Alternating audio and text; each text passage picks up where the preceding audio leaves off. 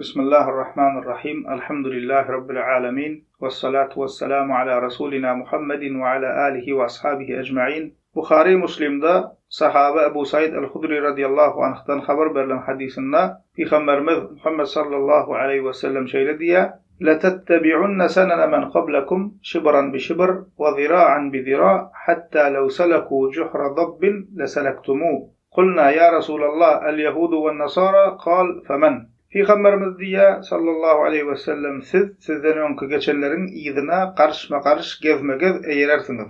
Hatta onlardan biri zemzemin hinine girse sizden girip görürsünüz diye. Sonra sahabeler diyorlar, ya Resulallah bizden önkü geçen diyenlerin Yahudu ve Hristiyanlar mı deyip sorayalar. Peygamber sallallahu aleyhi ve sellem başka kim bolsun diye. Yani Müslüman doğanlar Peygamberimiz sallallahu aleyhi ve sellem bize bu hadisinde ümmetinden kâfir kişilerin Yahudu ve Hristiyanların edenine etçektigini, şoların iyidine düşecektigini, hatta her bir küçük meselede şoların ağzını öykönecektigini bu hadisinde bize haber veriyor. Müslümanlar İslam ümmeti başka ümmetlere, başkalarına, başka halklara, başka dinlere benzemeli değil. Başkalarının ağzını öykönmeli değil. Bizim öz akidamız, öz inancımız var. Öz kitabımız, Kur'an-ı Kerim'imiz var. Öz ibadetlerimiz var. Öz şeriatımız, öz kadı kanunlarımız var. Biz Müslümanların Kur'an'a ve sahih hadislere esaslanan öz yörülgelerimiz var. Müslümanların öz bayramları var. Müslümanların özüne mahsus toyları var. Müslümanlar islenlik meselede öz başta. O şunun ýaly bize mahsus zatlar bilen biz kafirlerden, Müslüman bolmayanlardan tapawutlanýas. Ve Müslüman doganlar bize Müslümanlara kafirlerin ağzını öykönmek, olary görelle almak, olaryň bayramlaryna, olaryň däp desturlaryna eýermek, goşulmak haram. Muhammed sallallahu aleyhi ve sellemin ümmeti en hayırlı, en üstün ümmet. Bu üstünlüğü taşlap gidip kafirlerin ağzını öykönmek, gaflat, peslik ve özün kiçeltmektir. Şu ýanky aýdan hadisimizde Peygamberimiz sallallahu aleyhi ve sellem bize bir zatdan haber berýär. Yani gelecekte boljak bir zatdan haber berýär. Yani Müslüman doganlar bu hadis Peygamberimiz sallallahu aleyhi ve sellemin mucizelerinden ve haklygyny görkezýän subutnamalardan. Peygamberimiz sallallahu aleyhi ve sellem bize bu hadisinde bize ümmetinden kâfir kişilerin başına gelecek belany haber berýär. Ol hem näme kafirlerin ağzyny öykönmek, şolaryň däpde suruna, modasyna eýermek, şolar ýaly bolmaga çalışmak. Ve hakikatdan Müslüman doğanlar hemmemiz şuna şayet bolup duruz. Kâfir Müslümanlar öz jahilliği sebäpli, Müslümançylyk dogry bilmeýänligi üçin, Islam'a ahmiyet bermeýänligi üçin kafirlerin yol ýörelgelerini eýerýärler. Geyinişine şolar ýalak geyinýärler, hususan aýal gyzlar, moda diýip şolar nähile geyinse geyinýär. Dar geyse dar geýýär, ýarym ýalaňyç geyse ýarym ýalaňyç geýýär, nämese şolaryň ýygyna eýerip şolaryň edenini gaýtarap ýörenlerken, ýa-da olaryň däp desturlaryna, edim gylymlaryna, ýörelgelerine eýerýänler bar. Mysal üçin Müslüman doganlar kafirlaryň bayramlary olaryň däp destury. Her kowmyň, her ananjyň, her diniň öz bayramy bar. Ol bayram olaryň näme? Kafirlaryň öz däp destury. Emma biziň içimizde en çeme kişi pikirlenmän şolaryň bayramyny belleýärler. Giňden ýaýlan bayramam haýsy Müslüman doganlar täzeýil bayram. Yani Müslüman bayramlarymyza ahmiyet bermeýär kâfir kişiler. Şul bayrama taýinlen şiýalak, şul bayrama üns ber şiýalak, Müslüman bayramlary üns bermeýär. Täzeýil gelýär diýip bir aý öňünden taýinlen başlaýar. Şoňa görä bir zatlar alyp öýün taýinlap,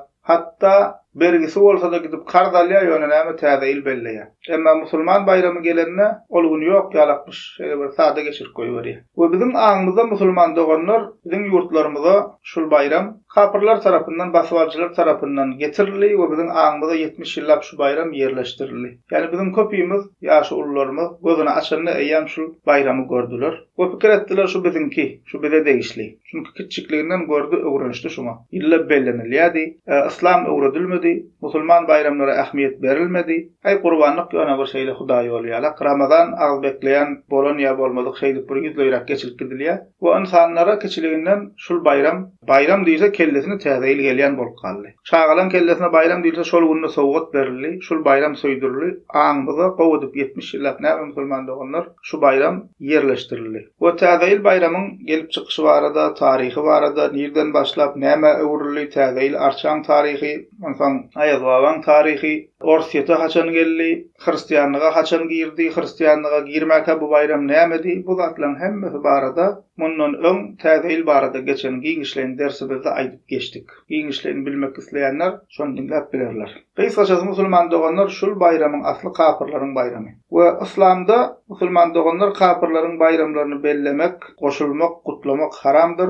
Dine täze il däl, ady näme bolsa bolsun, kafirlardan gelip çykan hiç bir bayramy bellemek, goşulmak, gutlamak bolmaýar. Valentinin güni 23 fevral, ondan 8 mart oşuma meňdeş. Bizim kafirlaryň bayramlaryna hiç işimiz ýok. 8 mart aýagylar günümiz näme? Biz hemişe musulmanlar enemize, atamyza, ejelerimize, gyýjyglym hemişe ahmiýet bermeli. Ýylla bir gerekde. Şoň üçin kafirlardan gelip çykan bayram ady näme bolsa bolsun islamda bellemek haramdyr musulman doganlar. We dinimiz islam bize öz akidesi, öz inancı bilen hereket edýän, öz dünýä garaýşy bolan, öz ýol ýolulgasy bolan we her işini wahya, ýani Allah Taala'dan gelen ilme, Kur'ana, hadislere esaslanyp amal edýän öz başlyk ümmet halk bolmalygymyzy öwredýär bize. Kur'an sünnet bize şunu ünleýär. Ýani biz musulmanlar hemme taraplaýyn öz başlyk. Bizim akidamyz aýry, inancymyz aýry, ibadatymyz aýry. Bizim toýumyz, bayramymyz hemme Kur'an we sünnete esaslanmaly. Allah Taala'dan gelen ilme esaslanmaly. Şonuň üçin musulman doganlar hatda sahabalar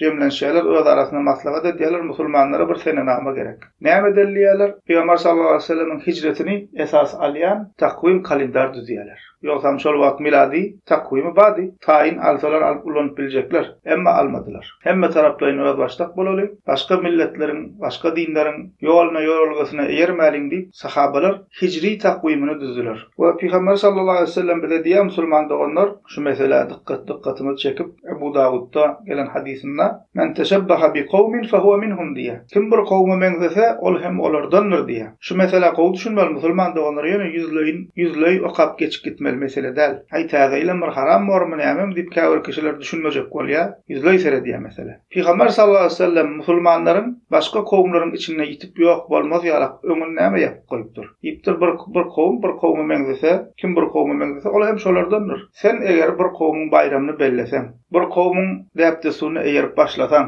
özüňi şolara ýalak alyp baryp başlasaň, geýnişiňde şolara meňzep başlasaň, wagtyň geçmeli olaryň dilini alyp başlaýan. Şeýdip ýoşadan özüňi eýem şolardan hasaplap başlaýan. Daşy meňzäniň içen meňzäri diýip ulamalar. O şeýdip wagtyň geçmegi bilen 2 gün, 3 gün, 5 gün bolýan zatlar 5 ýyl, 10 ýyl, 20 ýyl, 30 ýyl oň çagasy, ondan beter ütkeýe, ondan soň geljekler, ondan beter ütkeýe şeýdip başga kawmyň içinde, başga halkyň içinde ýok bolup gitip gidýär. Oşuny biz hemmemiz şaýat bolup oturýarys. Musulman doganlar her kimiň o töwreğini görýänsiňiz badyr. Orslaşan türkmenler bar. SSR döwründe terbiýe alypdyr, orslaşypdyr. Öýüne orsça gurlaýar. Orslar ýa-ni täze ile ýalak başga şoňa meňzeş zatlaryna goşulýar. Köp taraplaryň näme özüni şolara meňzedip goýupdyr. Bu öz kawmyna, öz halkyna gowny ýetenok. Ay biziň dilimiz garyp diýär, biziň taryhymyz ýokdy. Ors gelip bize adam etdi diýär. Şolara haýranlyk duýar. We ýa kabullanypdyr, özüni şolardan biri hasaplaýar. Pikir, düşünje, kelle şo taraba bagly. O şeýdip öz halkyna pes gözlen seredip,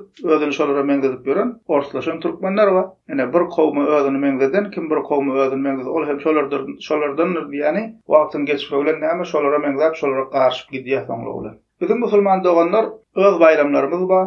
Ýyllyk 2 sany uly bayramymyz bar, Ramazan bayramy we Qurban bayramy we hepdir kiçi bayramymyz bar, ol hem näme Juma güni. Musulmanlar şu bayramlara ahmiýet bermeli, öz bayramlarymyzy gowadyp bellemeli. Yani sen saçak ýazjakmy, öz musulman bayramynda ýaz. Täzeşik geýjekmi musulman bayramynda täzeşik geý. Kebab ýesin gelýärmi, tort ýesin gelýärmi, öz musulman bayramynda et şuratlary. Öýüňi bezasyň gelýärmi, täze bir zat goşgolum goýasyň gelýärmi, öz musulman bayramynda et. Sowgat alyp sowgat beresin gelýärmi, musulman bayramynda et. Yani sen kitapsyz, dinsiz, şeriaty bolmayan, taryhy bolmayan halk dälsen, sen musulman, Muhammed ümmeti. Sen öz bayramyň we öz kitabyň we öz şeriatyň we öz ýörelgäň we nämen kemsem gidip näme kafirlaryň agzyny öýkenýän, olaryň bayramyny bayram edip özüň öldürýän. Hatda käbir hristiýanyň öz geňmörýä gurrunlary bar. Biz geňmörýä şu musulmanlar diýär. Bizden beter ahmiýet berýärler diýär. Şu Rojdestvo ýa-ni Nowy gody diýär. Çağlarymyzda musulman doganlar öz bayramlarymyzy öwretmeli, öz bayramlarymyzy söýdirmeli. Ve alhamdulillah Allah hamd bolsun ýyl-ýyldan musulman türkmen doganlarymyzyň arasynda şul işden toba edip el çekip öýüne ýolga salman, şul bayramy bellemän diňe musulman bayramlaryna ähmiýet berýän doganlarymyz musulman türkmenler alhamdulillah köpelýär. Birinji gezek eşdip, "Hawa näme şunu haram, nähili haram" diýip gören doganlarymyz bar. Geň görýär-de, çünki gözüni açyp göreni şul. Täzeýil haram diýsen göpden düşünýär bolýar, näme diýýäňiz diýýär. Mundan musulman doganlar ýanky diýişmýär, bu barada giň işleýin ders geçdik. Ayetler we hadisler esasynda sahabalarymyzyň sözleriniň esasynda, alimlerimizin sözleriniň esasynda bu meseleni düşündirdik. Giň işleýin şol ýerde bar. Alyp dinläp bilersiňiz. We kapyrlaryň musulman doganlar bayramlaryny bellemen haramlygy alimlerimiz tarapyndan bir agazdan ikrar edilen mesele. Bunda bir ihtilaf ýok, käbir farkly garaýyş ýok. Käbir jahil mollalaryň bu barada size hiç sat aýtman ýörmekler musulman doganlar size aldatmasyn. Käbir mollalar jahil bilmeýär, şoň üçin halka ýetirer bu zatlary. Käbirler hem bilýär aýtmaga çekinýär. Tanqid çekmejek bolup aýtman gezip görler. Şoň üçin käbir mollalardan zatlaryny eşitmeseňiz siz buňa aldanma. Ýene käbir doganlarymyz şunu diýýärler, "Hawa aýdylanlar dogry, emma biz onu 17 bilen bellämzok, niýetimiz gowy. Biz ol saçakda haram goýamzok, o biz çağalarymyz begenler diýen bahanalar öňe sürýärler." Şularyň hemmesiniň jogabyny ýanky aýdym dersimizde berdik musulman doganlar. We şunu aýratyn belläp geçmeli musulman doganlar. Biz musulmanlar, musulman bolmaýanlar bilen, gaýry dinliler bilen adamçylykly gatnaşykda bolmaly, adalatly gatnaşykda bolmaly, dünýäwi işlerde kömek gerek bolsa olara kömek etmeli. Ol zatlaryň musulman doganlar ýeri aýry we bu barada gurrun ýok. Adamçylykly gatnaşyklar, dünýäwi işler aýry, emma däpde sur ýol ýörelge, dine de işle amallar aýry. Bu ikisini bulaşdyrmaly däl. We Kur'an-ı Kerimde musulman doganlar biziň gowy ünsirik düşünmeli ayetlerimizden biri. Allah Teala Bakara suresinin 208. ayetinde diýär: "Ya eyyuhellezine amanu udkhulu fis-silmi kaffe ve la tattabi'u hutuwatiş-şeytan innehu lekum